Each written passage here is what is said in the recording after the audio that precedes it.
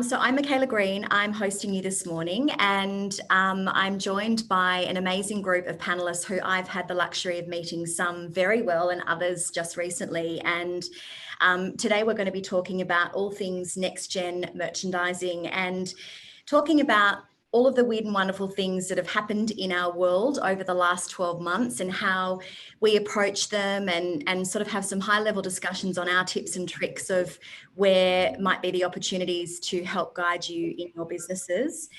Before I introduce the panelists, I'd just like to touch on housekeeping and how today will run. So we've got 45 minutes together of general chat, but obviously if you've sat in on these panels before, the way they work really well is if we can have any questions coming from you guys through the chat function. Any questions at all, or if you'd like us to expand on a topic more that's interesting to you, please shout out. The more we hear from you, the more we can expand our conversation and go deeper or move on if you'd like us to. So I'm joined today by three fantastic people who are really the leaders, we believe, in merchandising and futurists in a way of being able to kind of read the tea leaves in a quite unstable retail environment. So I'll start with you, Marilla, in your beautiful pink shirt, which is bang on trend as always. So I'll introduce you a bit and then I want to hear about how you describe yourself, please. So Marilla joins us from the Alchemy Group, which is a recent post for you as Digital Projects Director. Your key focus is really to bring retail brands into the investment world and see them realise their growth potential. You've had over 15 years experience in merchandise planning in the fashion industry and probably over 10 years experience in the energetic world of e-commerce. You've got a huge personal passion in sustainability, which is where I met you first, working with Oriton on our sustainability goals. And obviously you're deeply involved in merchandise planning and have been your whole career. So tell us a bit about yourself and your current post and what you're doing at the moment. Thank you. Thanks for a nice introduction. First of all, welcome everyone. Sorry for my technical issues. I think we just resolved it in time.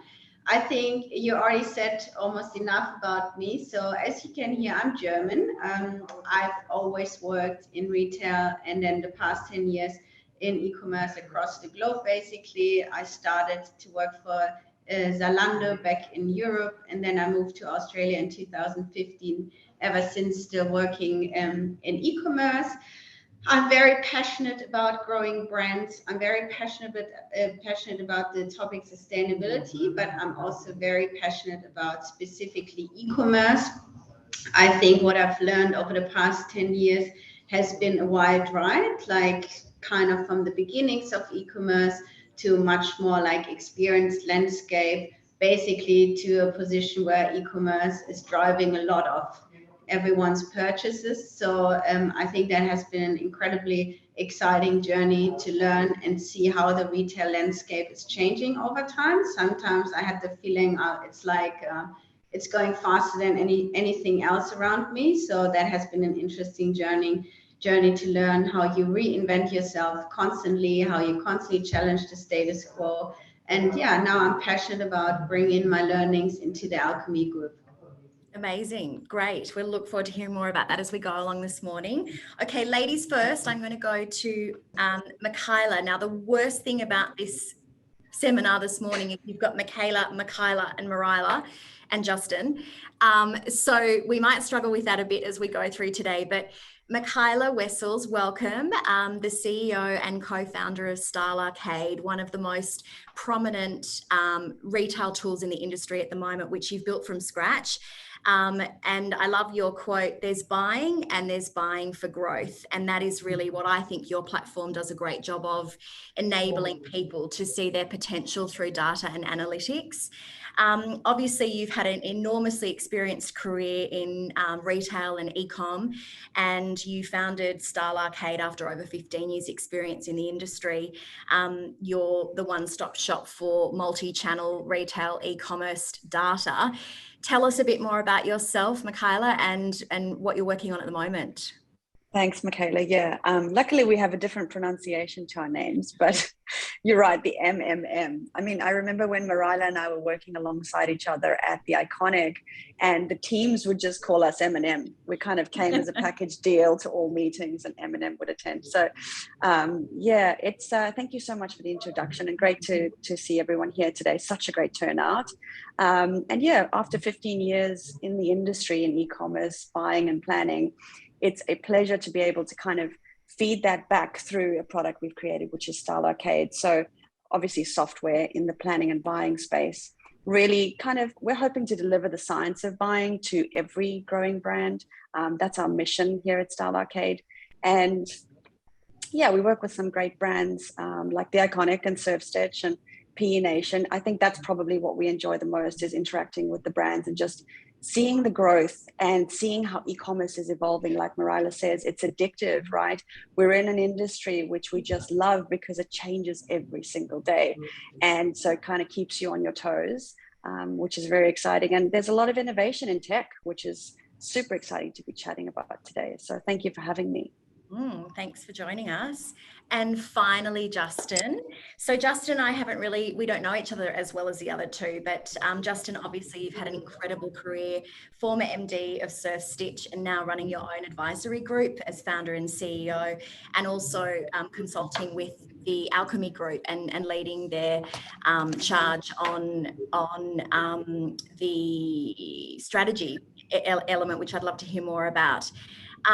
So obviously you've had enormous experience of leading a business through change and, you know, an experience in voluntary administration and how you lead a business through enormous uncertainty. So I think we should really draw on that today and just understand how you would guide businesses, especially also from the consulting lens, how you bring kind of, you know, that sort of bird's eye view when we can just all be in the trenches in a time of great crisis. So really looking forward to delivering how, you know, hearing how you deliver or guide teams into delivering really solid strategy to see them work through unstable periods. So Justin, tell us a bit more about yourself and what you're doing at the moment.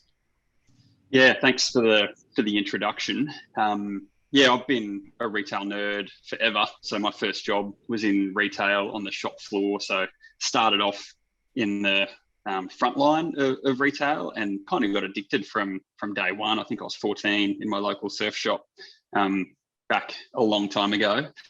It feels like today, but yeah, fell in love with that customer service piece and then aligning customer needs with product assortments that we had on hand. And so from there, I kind of got involved in product strategy pretty early, based on the one store that I was in at that point in time, but then progressed up through buying roles and then eventually merch planning roles when I was working at Foot Locker. So moved into a merch planning role there and then ended up running the merch planning team for Asia Pac for Foot Locker. And then I was really interested in the emerging e-commerce space, being the retail nerd that I was back then. And Surf Stitch came on the radar, being a sort of fast moving startup still, even though it had some early investment from Billabong at the stage. So yeah, I reached out, met the founders, and was a little bit surprised that they had zero merchandise planning at all. They had zero open to buy, zero inventory management. How many times practices. have you had that shock when you've walked into a business that's really big and you're like, what? You don't have any merchandise planning? I want to hear about that more, because I think that's a really common trend, that you think the house is sorted, but it can sometimes not be. Well, and the numbers looked amazing. It was doubling its growth every year without really having any discipline, but they did notice their growth starting to plateau and their margins starting to drop, just because they didn't have that sophistication with how they would get to their next level of growth. So they brought me on to really instill some of that merchandise planning discipline, which we did over the first kind of couple of years of me being appointed. And then, yeah, it was a massive roller coaster. We raised a lot of capital. We had a public listing 12 months after I joined. We did 6 acquisitions in 12 months.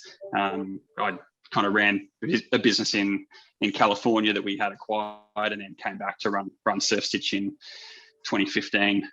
So yeah, it was a really whirlwind. And as you mentioned, it kind of with the ups came the downs as well on the other side. So definitely learnt a lot about running large, complex businesses and teams through adversity.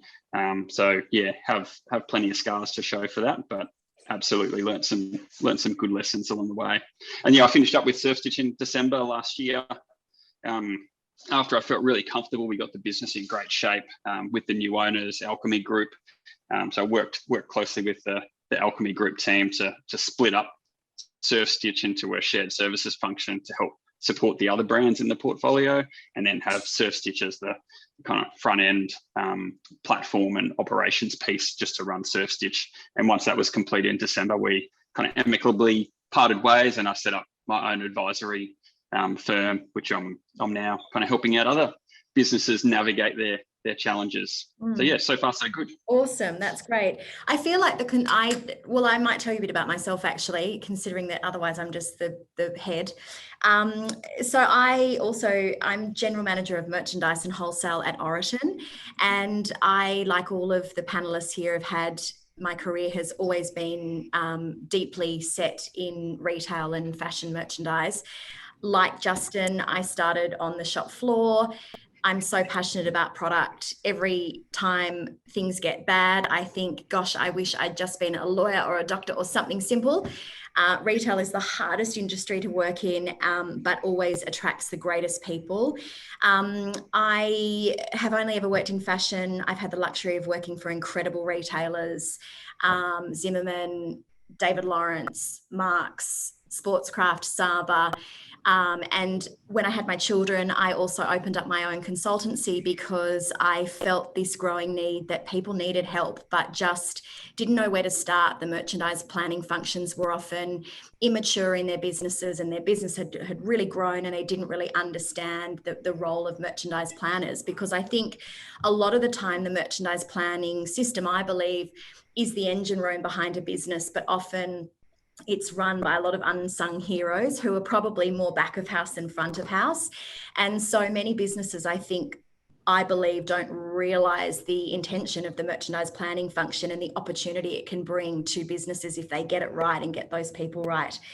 So currently I'm working with Oraton, and was brought on with a team of people about 4 years ago with the core intention of resurrecting an iconic Australian brand. And 3.5 years later, I think we're doing a great job with Oraton, but of course it's not without its challenges. And as Justin would say, yep, there's a few scars behind this exterior, but certainly I think I've got a strong track record of taking businesses out of the rubble and seeing them realize their full potential. So happy to take any questions about that. So let's get started now that we've introduced ourselves. So we're here to really talk about the next gen in merch planning, and the opening sort of statement that we put out on this seminar was about, let's explore this tech innovation and what do we do now that we're left after COVID in this next era, however you want to refer to it. What are we drawing on, and what areas are we really focusing on? What are our top 5 hit lists or things that we really need to focus on to take ourselves from kind of great to even greater? Or are we, businesses that have experienced this hyper growth and just don't know what to do with it? There's many different areas that people find themselves in today.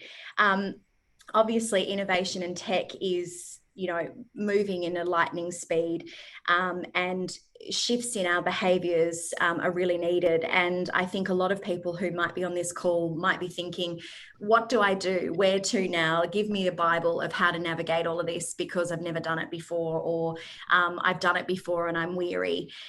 So that's kind of what we want to talk about today, the intelligent purchasing, how we kind of collate and collaborate. So I guess the first question that we kind of put together, if I can kind of go there, is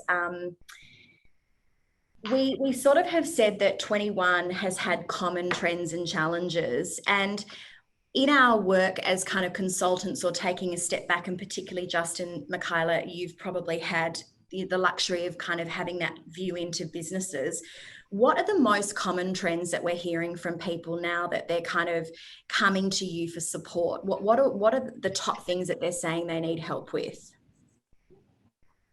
Yes, such a good point, Michaela. I was actually just thinking, one of the big things that I've noticed, and it's team, right? One of the big things that drives a business is team and product, is kind of how I like to put it. And we've had the Great Resignation, which has kind of taken us all by surprise. Like, what is that going to do to talent and to acquisition of talent? I mean, it affects not just retailers, but all sorts of industries. And I think our expectations of team is different too, you know. So if I look at kind of the merchandising space, merchandise buyers and planners have an expectation of work-life balance now, which we were all just okay with not having work-life balance for many years. Now we have this higher expectation. So we also expect to be supported by good technology. And I think the businesses have the expectation that great talent will come with that kind of expertise to lend to their business, and that's going up too. But yeah, the great talent needs to be supported by great tech and easy tech. Like, we have an expectation that it's not so difficult to implement good technology and adopt good tech talent that kind of joins those two things together. I think those are the trends that I've seen across customers, and it's affecting Style Arcade too, attracting great talent and finding where they are. Where are they all hiding now? Probably a lot of them are on this call, I'd say. So tech, team, making sure, so that's sort of like coming from a support angle. And have you seen that your business has kind of grown exponentially during the crisis, when people realize they don't have their finger on the pulse of what's going on in their business? Yeah, Michaela, this was actually an interesting thing that we pulled recently. The 2021 growth, right, for, if you look at global fashion retailer, if you look at omni-channel businesses, on average, kind of global fashion was growing at 7% in 2021. But we were looking at the Style Arcade customer base, and they're growing almost 40%. And I thought, gosh, this is uncanny. What are they doing differently? And I think it's that open mindset to how can we look to other places for support in growing our business? How do we do it better? They really are kind of, I think the businesses that are thriving are the ones that are looking outside for, how do we do this better? Let's ask ourselves the question, what do we not know? Because you can't just rely on your talented team internally. You need to seek outside. So I think there's a lot of openness to tech, which is great. Yeah. And the role of the consultant. So being more open to the role of the consultant, which is probably where Justin comes in. Where do you see, sort of, when people phone you and say, hey, Justin, I need a hand, what are they mainly coming to you for at the moment?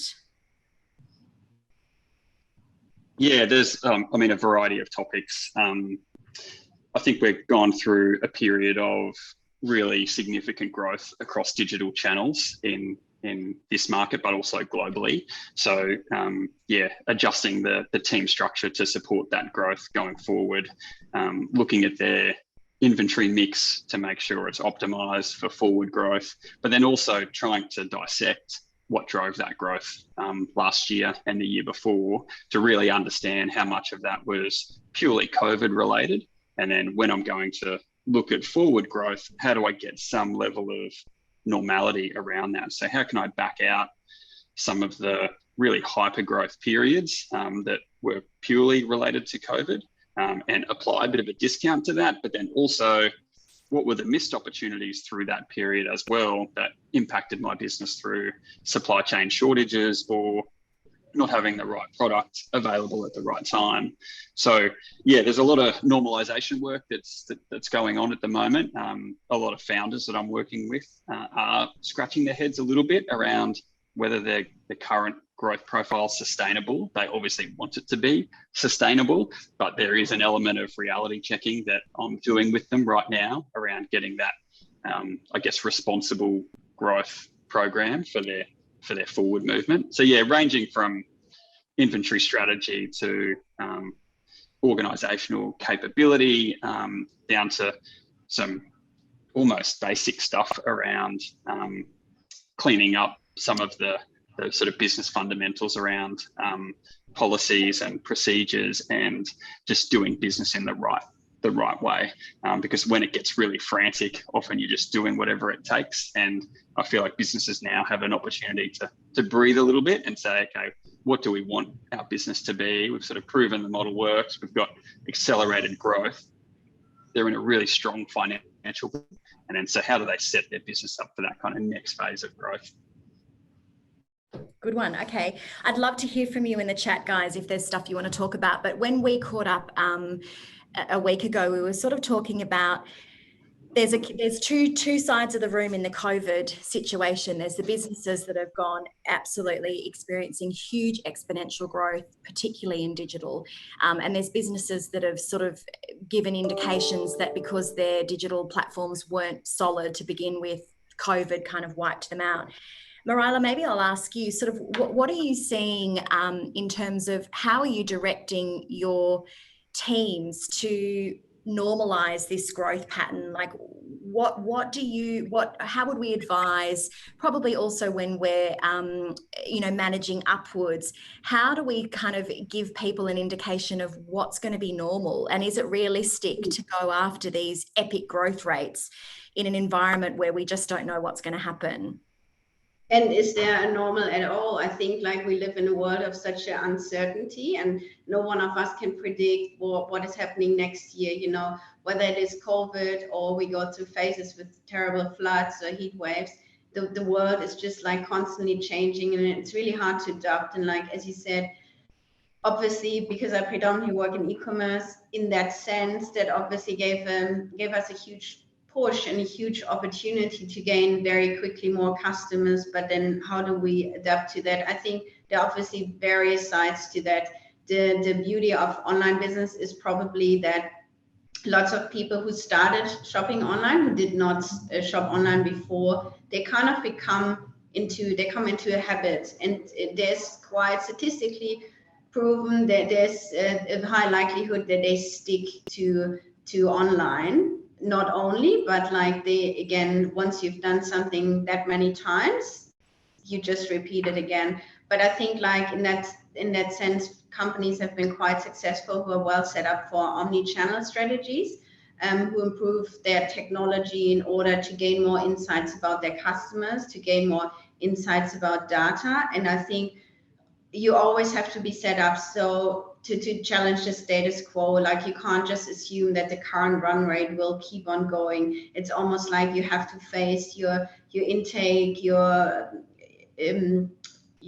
products, your sizing, your purchases, everything almost like on a daily and weekly basis. I think you have to learn a great level of flexibility, and that's obviously quite challenging because I mean we all order products from far away most of the time, so it's not like okay, we can say this and this and we get tomorrow what we want. So I think you have to adapt to a level of really kind of constantly learning from your customers, where the run rate's going, how they are behaving, and then also find out not only looking at your existing customers, but where do I find potentially new customers, and how can I adapt my brand to the level that we are set up for new customers. And I think it's always mixed out of these technical aspects, like having great technical setup, great transparency across the business. As Michaela said earlier, every great journey always starts with having the right people on a bus. But really like being agile in your business, constantly try new things. You have to try things, you have to fail, and then you have to learn from that. Like if I can't reach any more the customers I always used to have, so what's going on in my brand? Where do I find the new customers? What do I want to be as a brand? Like besides the technical facts, what are probably a bit more my emotional facts? Like what helps me to really build a connection with the customer?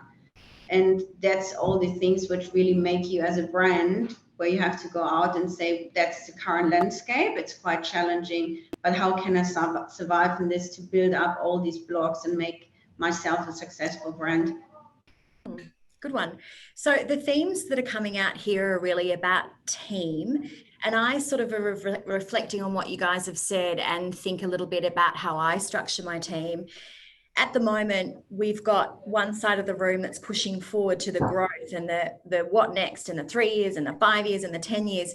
But I really see a great need, and I think this theme is coming through from you guys as well, of the stabilized team, the team that you've got around you that are just obsessed with analytics and data and understanding what the trends are to support the team that are going out and thinking of all the newness. So I think that theme of assessing what you've got around you and finding the right people, that there's a good balance between agility, flexibility, newness, but also that stability, I think, in making sure that the foundations are right and the solid processes are there to support the team that are going out and getting new growth. That's sort of what I'm thinking about at the moment.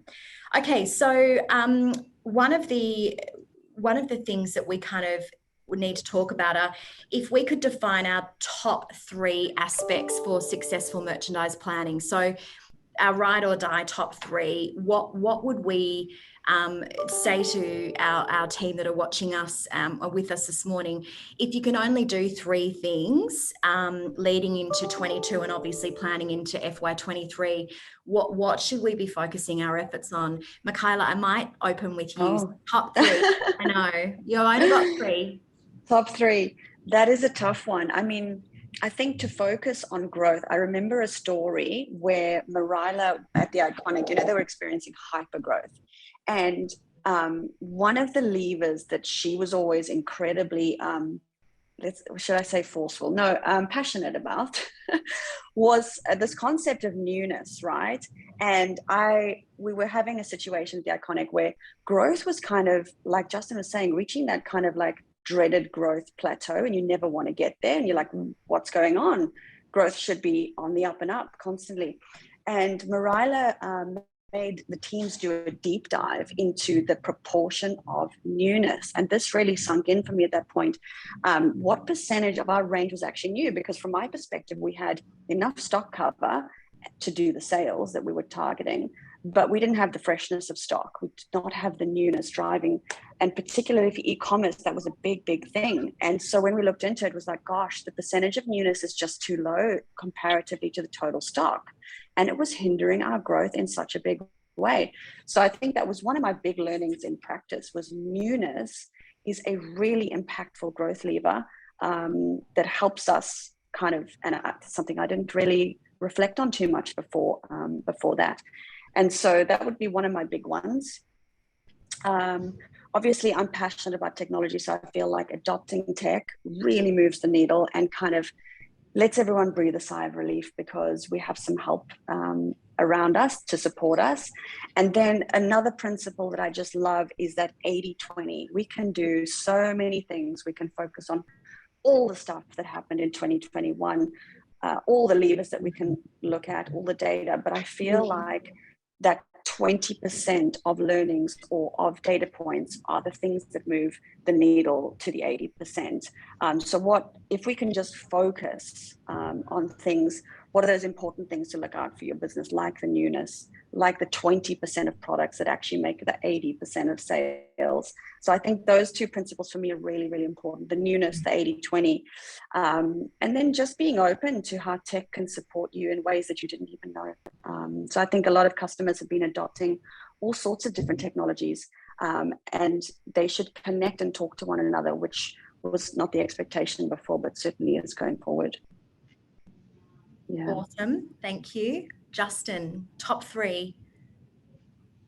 Yeah, so I guess like the age-old gospel of merchandise planning, it's about getting the right product, having it at the right place, timed right to be in front of your customer when the demand is there, pricing it right and making sure you got the sizing covered. So I don't think that has changed. That's just a retail kind of planning fundamental.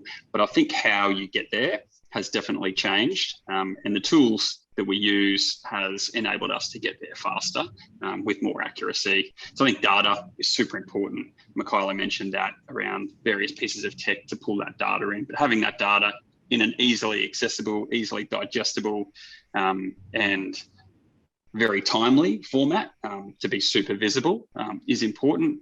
I think understanding the supply chain, so how quickly can you react to replenishing inventory and understanding how that impacts your business, and then how you put your processes around that is super important.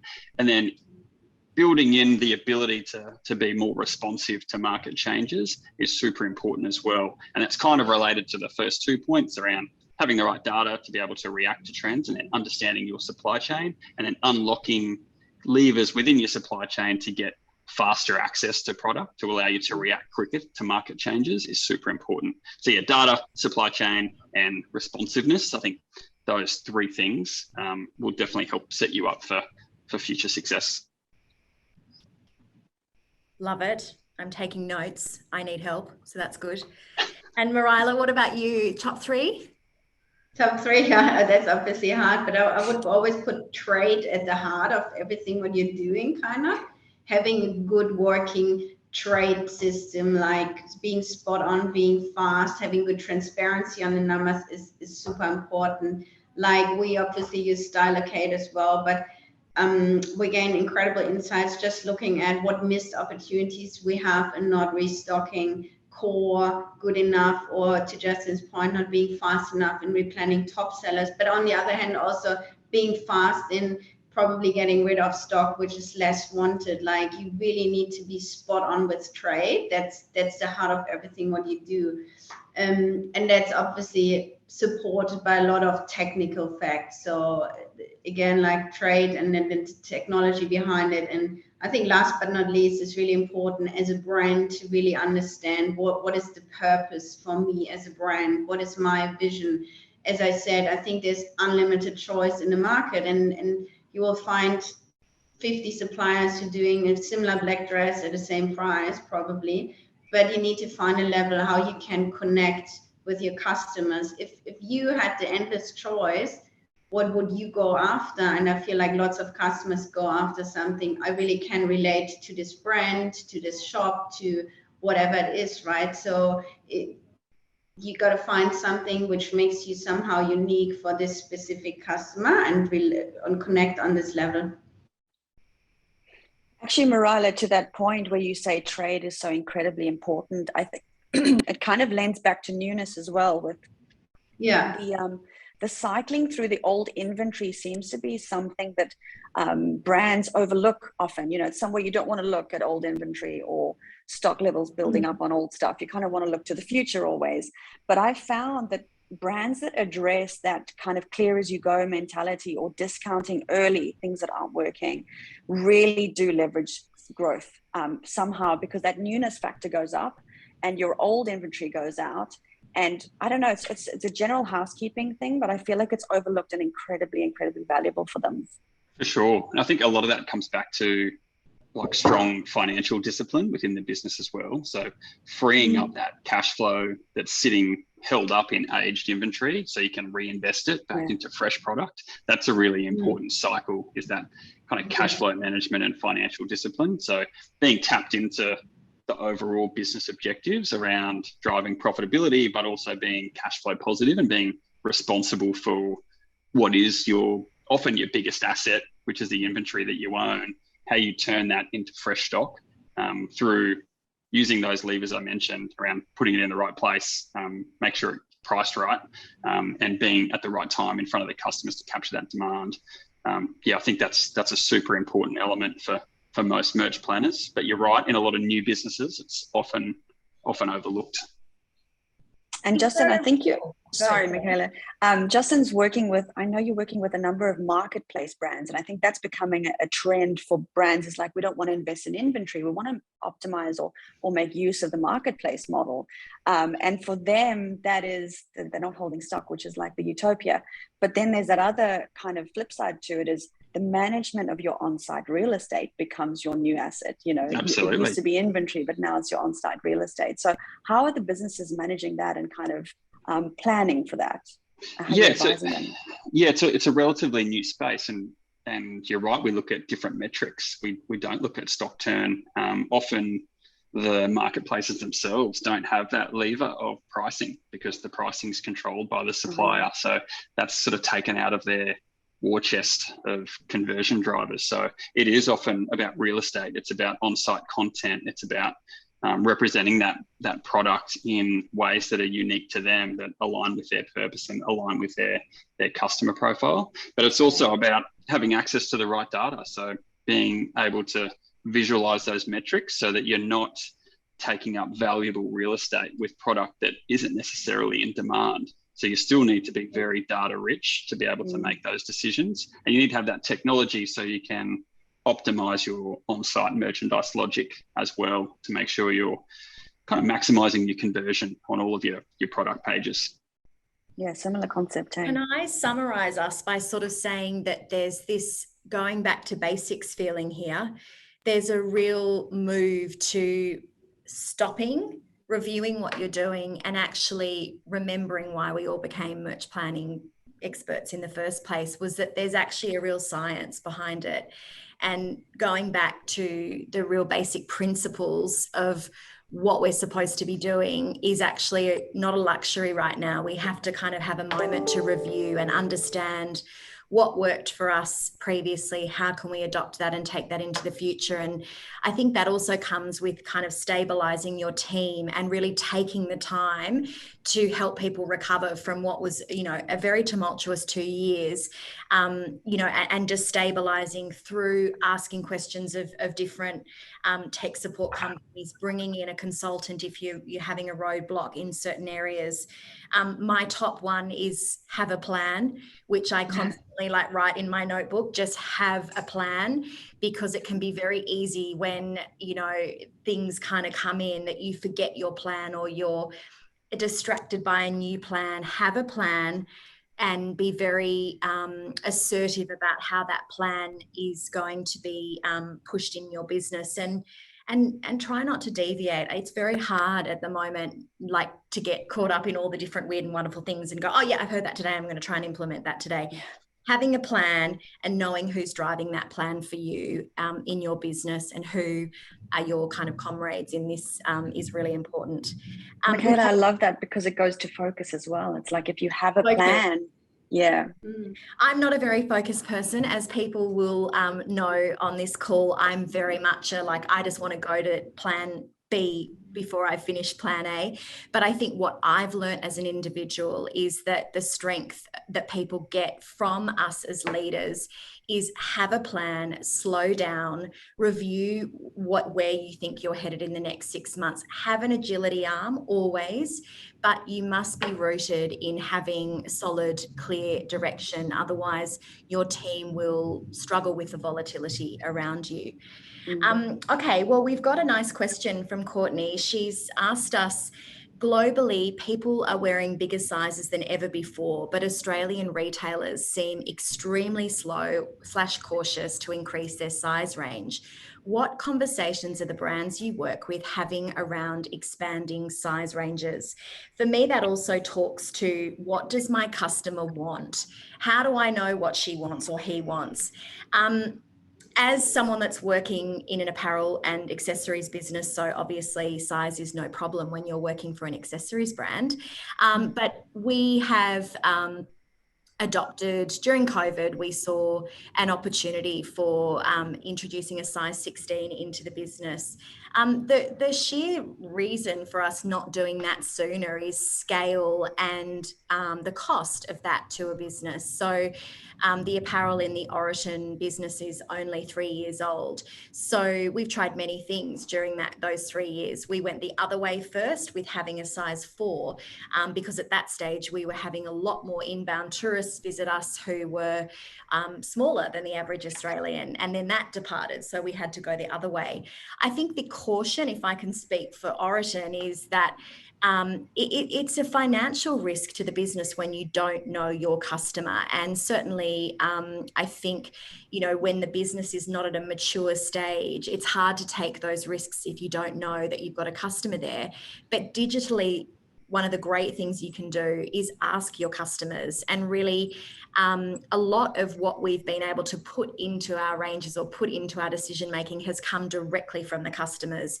It's that they've actually told us that that's what we want, and instead of going, no, we'll decide what you want, we've let them decide what our future should be. And it's sort of like the customer and the influencer. You've got to hand the baton over to them to let them help you decide what's right for your brand. Does anyone else have any comments about why Australian retailers seem to be so cautious to increase their size range? Actually, Michaela, I love what you've said there, because it is a risk in inventory, right? But I think you're so spot on the money when you say, let the customer decide, and it's in the data. so many times we've seen brands that have, if they're ranging to a size 14 and that size 14 has a contribution of 10% or more in that size 14, there's an opportunity to upsize. So you can almost really instantly see it. And I think that's what we've seen a lot of businesses when they're on Starlocate having a look at that curve demand, that size curve, and going, gosh, we can go to a 16 safely. It's not a risk because investing here is actually going to create growth for us. So you're right, the customer kind of drives that for you. It's just about looking at the data too. Yeah, and I think sorry, Marilla, you go. Okay. Sorry, when we looked at it in my time back at the Iconic, we actually looked at the pure statistics, like that's the statistical share of sizes in Australia, and that's what we could see in the offer. So we decided this is actually totally undersupplied in the market. We start creating our own brands in that field, and I think in about 2016 or 17, the Iconic started to do private labels catered to literally extended sizes and all sizes. I feel like I had myself lots of conversation with brands about that, because to Michaela's point, we could see that why would you not extend sizes? I think they're specifically hesitant to do that for more expensive brands, as they don't understand and don't have enough data yet to understand the customer, what they're willing to spend. And I think, I mean, in that sense, the offer drives the demand in a way, right? But I feel like lots of answers I got is like, oh, we could either, in terms from investment point of view, we could either extend the sizes or we could do 3 other new styles. And interestingly, most of the brands decided we want to extend the amount of SKUs we have, the styles, as opposed to our size range, because we want to show more of what we have. So I think, if anything, this is a fantastic opportunity for retailers who have a lot of private labels to extend sizes or create own brands. And I think, again, the Iconic tapped into a great opportunity, and it's a very, very well performing segment. I think it's interesting about what do you weigh up? Do you do more SKUs or more sizes? My view on that is, think about your complexity. Think about the complexity that you're bringing into your business at a time where it's already so complex. What's going to give you your biggest bang for your buck? And certainly right now, I'd be saying, if you're in a test and learn mentality, sometimes extending the sizes is actually not that hard, provided that you've illustrated to the business the potential risk. But working with your supply chain, seeing how you can leverage relationships to get a small run in, or testing it online, is a really great place to start if you're pure play retailer, or if you don't have any bricks and mortar locations. Getting the right models on site is also something that we're working to at the moment. So how do you actually enable that tech kind of conversion online? Is obviously, if you're selling larger sizes, it's really important to show it on the right sort of models. So I think that comes back to this focus thing. What are we trying to do? Have a plan, be open to a little bit of test and learning. But Courtney, I hope that answers your question. We've got lots of nice questions coming in. Thank you so much. This is really lovely. The next one, Pete. He's asked, the US market is seeing a huge increase in the uptake and related advertising revenue from retail media, so sponsored site merchandising.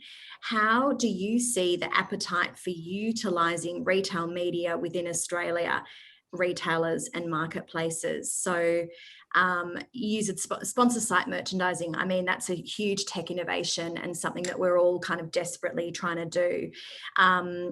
US, it's obviously driven by the US, but I think there are many other markets who are seeing that this is a huge potential. Can we comment on how we're seeing the brands that we're working with see the appetite for using retail media within Australia? Yeah, I think it's a big opportunity out here. I think the marketplace concept is still relatively in its infancy in this market. We're definitely used to the larger marketplaces like Amazon, eBay, Catch, Kogan, those kind of guys. But I think when you look at the other marketplaces like Surf Stitch that are operating in the market, they've already got a huge audience. It's a very engaged and curated audience. So the ability for Surf Stitch to sort of launch new brands and introduce those brands to the customer in a very personal way and authentic way is really valuable for new brands. And they would really struggle to get that type of personal introduction in a physical bricks and mortar sense. And if they were to try and emulate that in a bricks and mortar sense, it would cost them money. They would need a window, they would need a front bay before they've got any proof of their product selling. So they would often have to pay for that. So how do we translate that into online? I think it's starting to at the moment. I know Surf Stitch has got a good program for some of its marketplace vendors and its wholesale vendors where it can participate in extra marketing efforts to elevate its product on site. I know Particular Audience, which is where Pete's from, is a good piece of technology that's really unlocking that on scale, where it can help automate that across all of its partners. And I think there's absolutely a big future in that type of technology, especially as some of our big national retailers today are moving into that marketplace channel. Like Woolworths is moving into a marketplace channel, and we know they do that in a physical sense today. So how do they take that to online? And then how do you put the ownership of that with the brands themselves? So how do you have that platform like Particular Audience where the brand can log in and actually bid for its position within the sort order? I think the challenge will always be from a retailer, how do they represent, which is similar to Google, how do you represent organically the best product for every category versus how many options do you monetize to your brand partners to actually purchase? And that's going to be a decision for every brand separately. I actually know Appliances Online do it quite well across their categories as well. They do it with some of their in-house tech, but absolutely a huge opportunity for the future. I think so too. But also some of the considerations of how do you manage brand? You know, when you've got a marketplace model and other people are publicizing your brand, how do you stand out? How do you manage your brand? And one of the things that I've learnt with Oriton over the last 12 months is the supply chain is so important. Justin, you mentioned that really early in your top 3. And there's a couple of questions that have come up around that. So enabling marketplace is also being able to be focused on your supply chain. And are you set up to be able to support a marketplace model, because it comes with a whole lot of complexities with dealing with different customers? So would you encourage people to get a handle on their sort of supply chain to support these new trends that are coming through in omni-channel and marketplace? Absolutely. Yeah, I think as any retailer, if you can get more ready access to inventory and in a timely manner, that's super relevant for your customer. You should be exploring every channel to do that. Marketplace is a perfect way to really optimize your own inventory mix without taking those big bets in capital, to have it potentially sitting in a warehouse, aging, like we talked about before, waiting for its first discount. You can really test a wide variety of SKUs through a marketplace channel and then negotiate with a variety of sellers to purchase those when you get some runs on the board. I know the Iconic did that quite well around that hybrid model. Surf Stitch is doing it quite well today. I know Barbecues Galore are launching their marketplace and they've got a similar type strategy around that. But it's a really efficient way to extend your category assortment and category offer, represent it to your customer, learn from that, and then develop your own kind of in-house merchandise strategy around what do we buy, what do we marketplace. But yeah, absolutely, I think it's a super relevant, almost future-proof way of managing your own supply chain, and it bore a lot of fruit throughout COVID with all of the physical supply chain disruption. I think to Justin's point, probably, I think it pretty much comes down to mindful growth. Like, we got burned a couple of times at the Iconic one. We wanted too much too fast. Like, you got to be set up as a company. Just throwing more SKUs on your website doesn't work that way, right? So you always have opportunity costs. You can still have to manage your own inventory. It's very mindful, and as Justin said, like, what really fits to you, try and test the waters. But you also need to set up from a technical point of view, from the algorithm you have online. How does that sort out? How you still make sure that your customers find the right product? And for someone like Amazon, it probably went well, like, onboarding 1 million SKUs every day or whatever it is. Yeah, but it doesn't work. Like you got to see that in relation to your site and what do you want to achieve. There's always a little bit risk associated, in the sense, like obviously your own inventory risk, but also the dilution of your brand. Like, who do you really want to be? And we've seen lots of examples where marketplace suppliers push old products through your channels just to get rid of it. So I think that there are really lots of checkpoints. You need to make sure that everything is done in a structured and mindful way.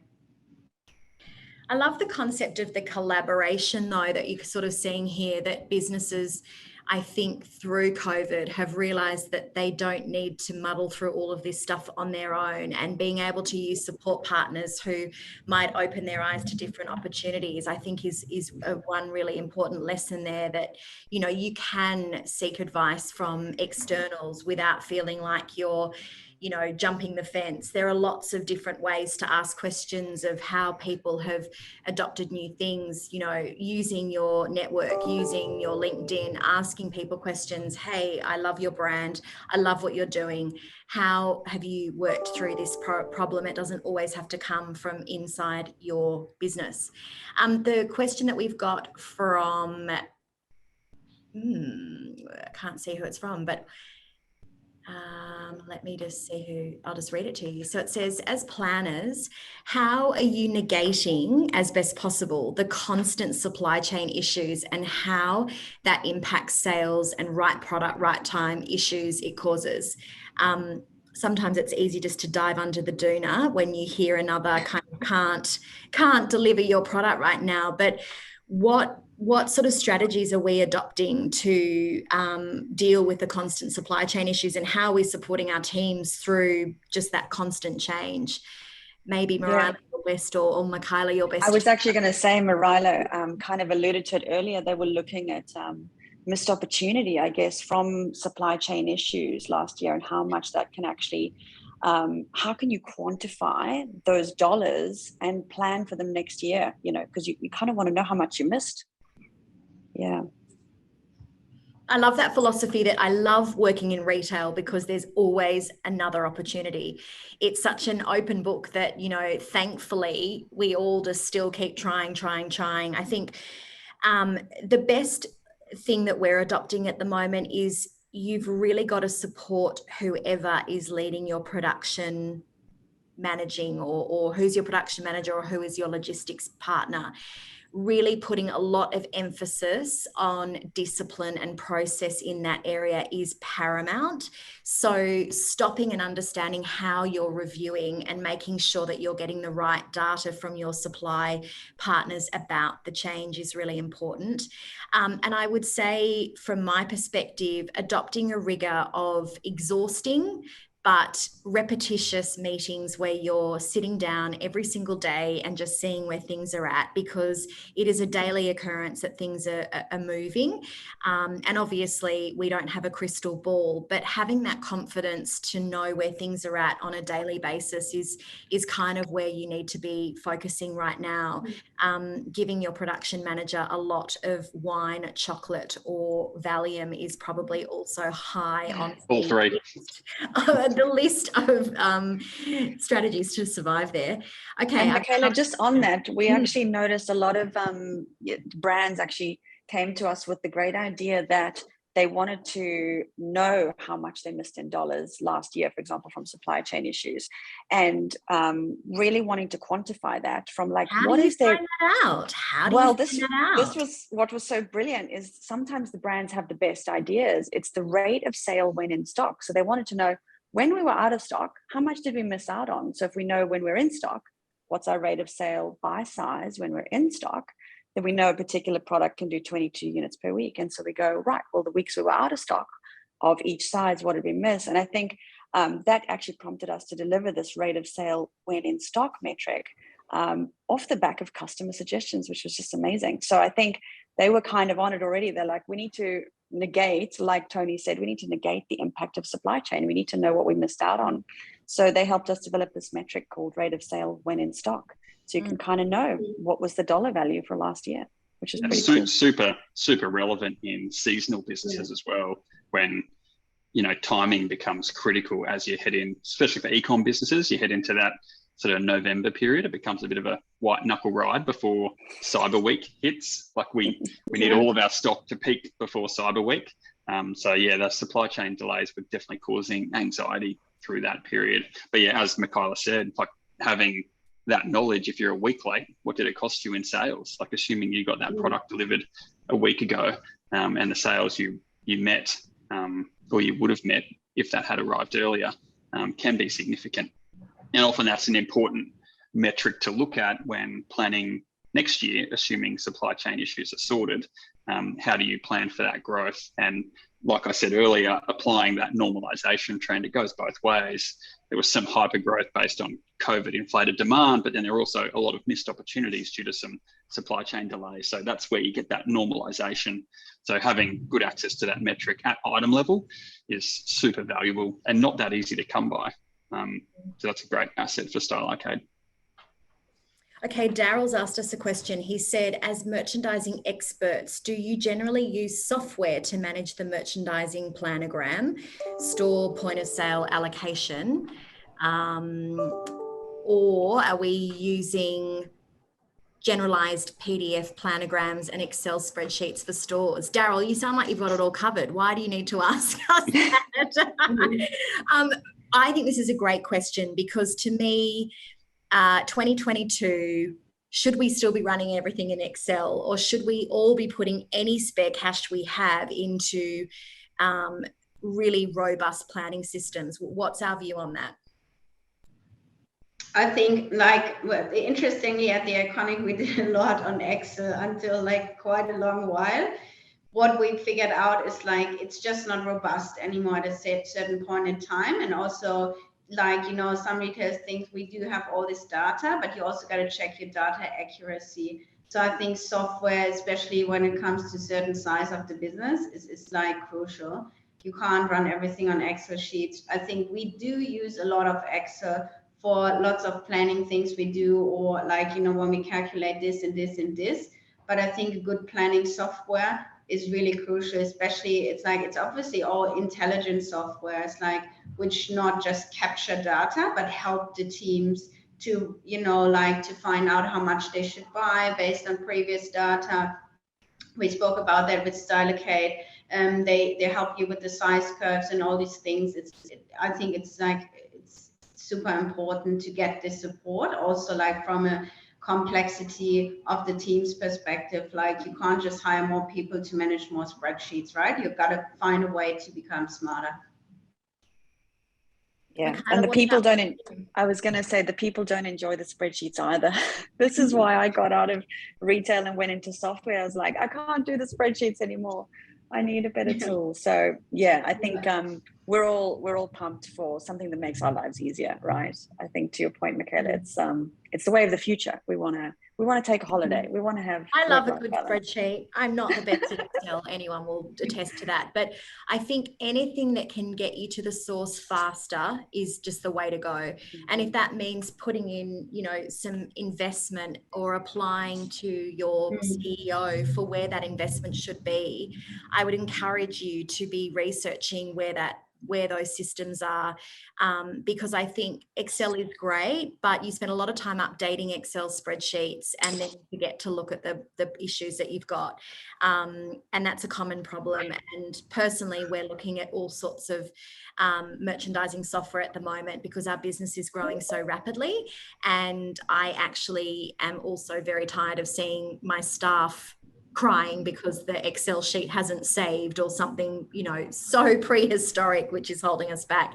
Justin, anything from you on that? Any systems that you've worked with that you love?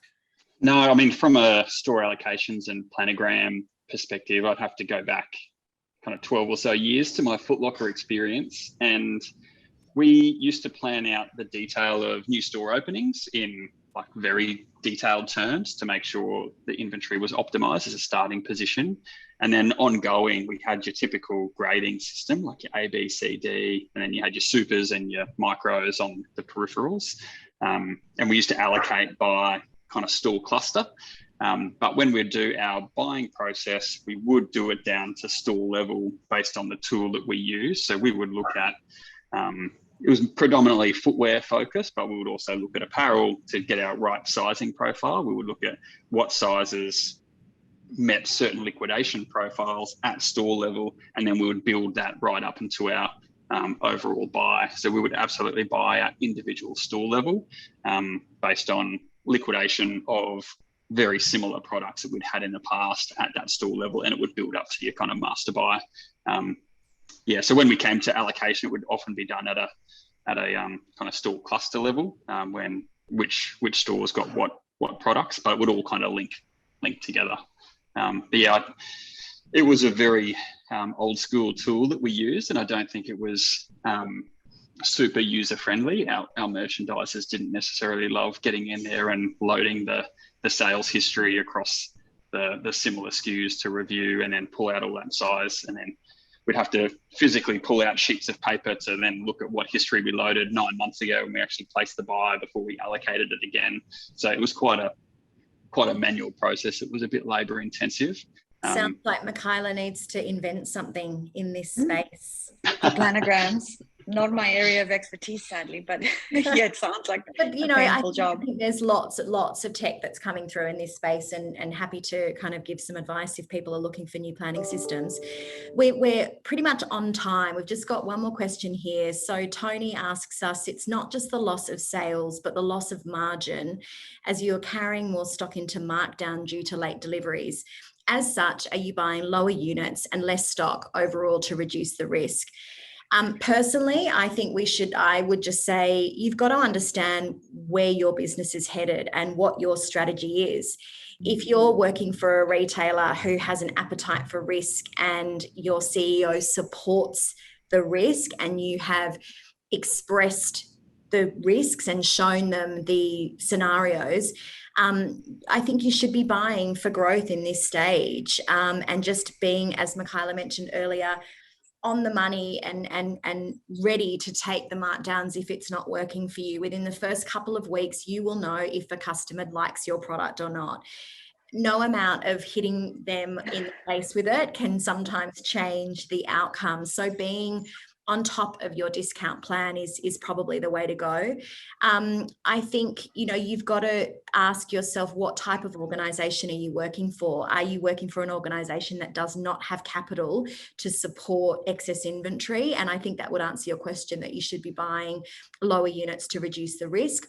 Or are you buying for a business that has more of a risk appetite and is happy to take the plunge? I think you've got to assess what your remit is dependent on your business. Does anyone else have anything more to add there? I think it's a good point, and it often will come down to your specific supply chain as well and your lead times. If you've got shorter lead times, then I would be using that extra flexibility to react closer to the market so you can be more responsive. Longer lead times, it becomes really tricky because if you're buying 9 months in advance, you are doing a lot of crystal balling.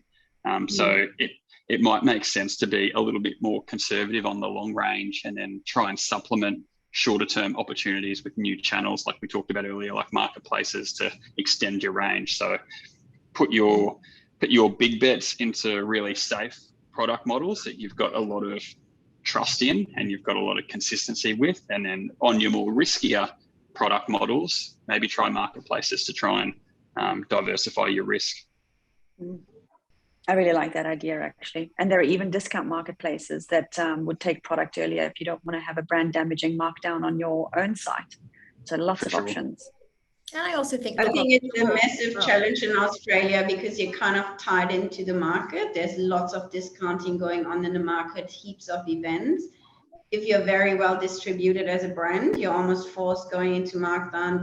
The second the first one is going into markdown, it's sometimes not even your decision. You don't even do that out of performance issues. So you literally have to, I feel like that for me personally, it's one of the most challenging points in the market. Obviously, if you marketplace your product, you can be the owner of the price in a way, like you can control pricing a little bit better. It's definitely a tough question, I think. We didn't even talk about inflation and pricing and changing and how that's come as an output of COVID and the changes that we're experiencing. But we actually are on time, and I'm sure the team at NORA need us to close. Are there any final questions for anybody that wants to chuck them in the chat? We could talk for hours about merchandise planning. It's a tough job, but it's pretty fun. And I think just final thoughts from me would be, have your plan, take a moment to just reset yourself. I think is a strong leadership tool. Is in the volatility, it can be easy to get carried away. And I would say sometimes, you know, it's good to regroup and have a moment where you understand your plan. I love this from Peter. He says, final thought, to keep it out of market, you can also use good360australia.org.au. So there's an amazing lineup. Good360 is an amazing charity which partners you with the right people to clear inventory. There's also, I would encourage on that last point, people to have a look at offshore as well. If you're struggling to sell your items in the domestic market, there's a whole globe of people that might be interested in your products. So there's many people that you can partner off with offshore that can help you with your problems as well, that can keep it out of the domestic market. That's a tip I would let you know. So final thoughts from you, Justin? Yeah, I think data is super important, and having that sort of easy and timely access to good data to equip yourself as a business owner and your teams to make decisions quickly and to kind of read the tea leaves, so to speak, is super important with setting you up for success. You definitely can't wait until the end of season for your post-season reviews anymore. Those days are gone. You sort of need to be right on the pulse, reviewing it daily, weekly, monthly, and having the right tools to interrogate your data, and using those new innovative metrics like that rate of sale cover that Michaela mentioned will definitely get you a long way on that journey. Perfect. Love it. Michaela, what about you? Final words? Yeah, I think I'll probably emulate what you were saying, Michaela. It's about that kind of stability in your business. Have a plan, have your team kind of set up to analyze the data historically, to make, capitalize on those opportunities that you can actually see in the data, because there are loads. It can tell you so much. It's like a book to be read. So that would probably be what I would like to impart today, and the focus perspective, right? So use that data and then refine your focus. And of course, jump online and look at stylearcade.com.au and see how that can help your business. It's an amazing tool. Oh, thank you.